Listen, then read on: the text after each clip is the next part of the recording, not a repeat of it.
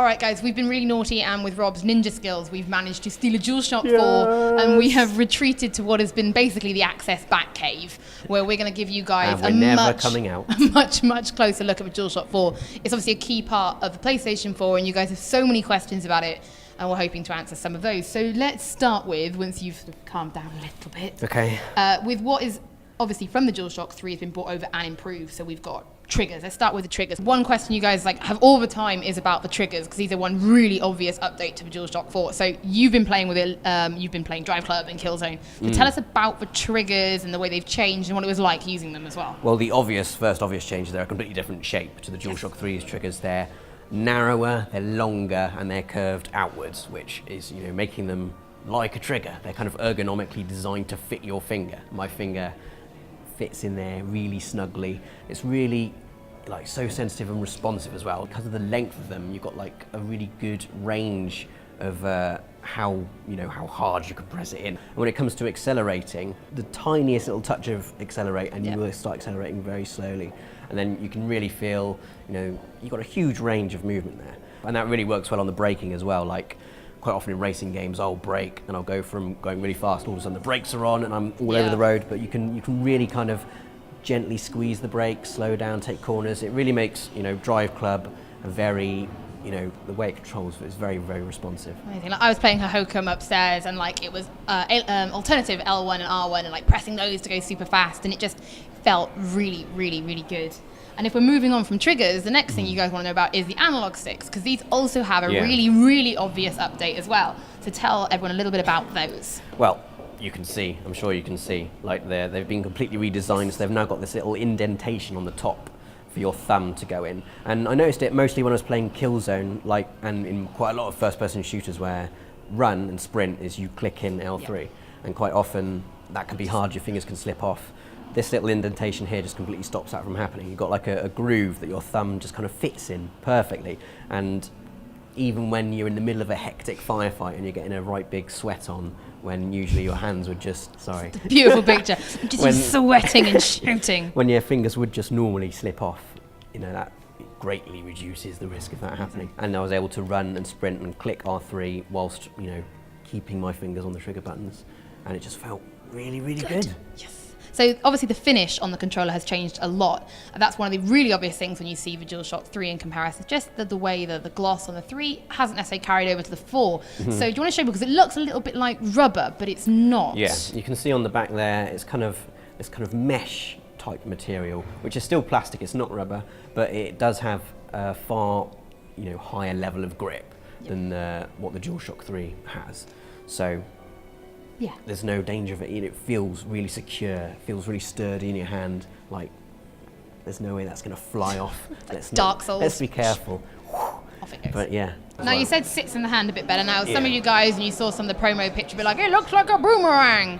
Well, it doesn't look like a boomerang, in my opinion. But you can see that the grips are a little bit longer, but still fit really well in either Rob's hands, which are, I'm guessing, much bigger than mine, and actually also fits really well. Even when I picked it up and played it, it was ergonomically lovely. Hands sat really well around the grips. And so if you have big hands or small hands, it's great. So obviously those are things that have changed from the DualShock 3, but we want to add new features, because there are loads of new features. I can see, we'll start with the one on the back, which will be our light bar. The light bar, it's kind of when we were playing Playroom, it's kind of there to kind of, track the way, it's like a motion tracker basically. It was so accurate, and I couldn't notice really any latency in it at all. It was so solidly mapped on. I was moving it around. It just felt really, really great. And there's all cool little things you can do, like hide the light bar, and it makes the controller go dark, and the little robot's like, oh, where's all the light? And when I was playing Killzone as well, when I died, which wasn't very often because I was really, really good, it went red to obviously say, oh, you died.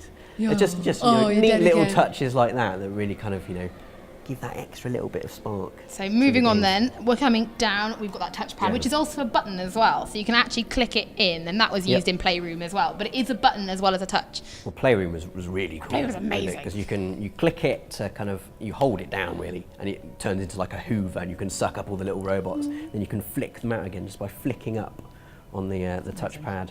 It's just really pleasant to use. It's like, it's not too slippy that, you can't click it nicely, and it's not too grippy that you can't swipe it's pleasing to swipe, and it's pleasing to click. And the placement of the touchpad as well, you know, I know some people were concerned that, oh, am I accidentally going to touch it when I'm, you know, got my fingers on the sticks and the face buttons? No, you're not. You say you're pressing X here, it's within easy thumb's reach. You know, X, instantly onto it. You've got your fingers on the thumbsticks there, on the triggers. That thumb can easily come over your finger to click. It's kind of, you're not accidentally going to touch it, basically. You are not going to accidentally touch it. And it's really easy to get to if you want to touch it, which is great. The motion functions as well to even drive. You were trying that in Drive Club. You were steering with a controller.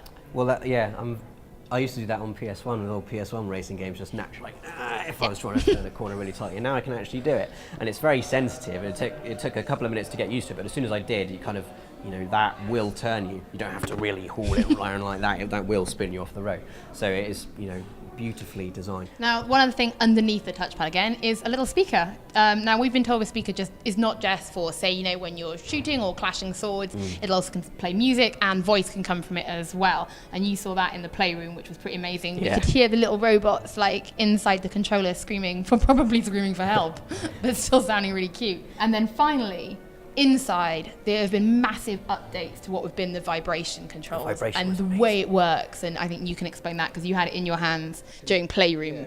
The kind of subtlety of it, that was one of the things that has really kind of surprised me the most. I wasn't expecting it to have that kind of the fidelity that it did. It completely fooled my senses when those robots are in there. You move it around, you can feel individual little bumps in there, like there are 20 tiny little robots in there, and you can hear them coming out the speaker as well. And we also saw a demo where there was champagne inside it, and you tilt it and you can feel the simulation of liquid inside. It feels like you've actually got liquid inside it, and obviously the speaker makes the gurgling sound of the liquid. So, amazing. You know, I'm going to use the phrase sensory experience, which is a Wow. horrible phrase, but it really, you know, really does kind of give you a whole new way of interacting with the game world, which is amazing. I thought it was fantastic. Sum up then in just a few words, DualShock 4 for everyone at home, like your experience so far with DualShock 4. Really solid. Like, the grip feels fantastic. The triggers are really weighty and responsive. Gives you incredible kind of, you know, responsiveness when you're playing driving games. Touchpad is really pleasant to use. Vibration feels really subtle. The whole thing feels weighty, solid.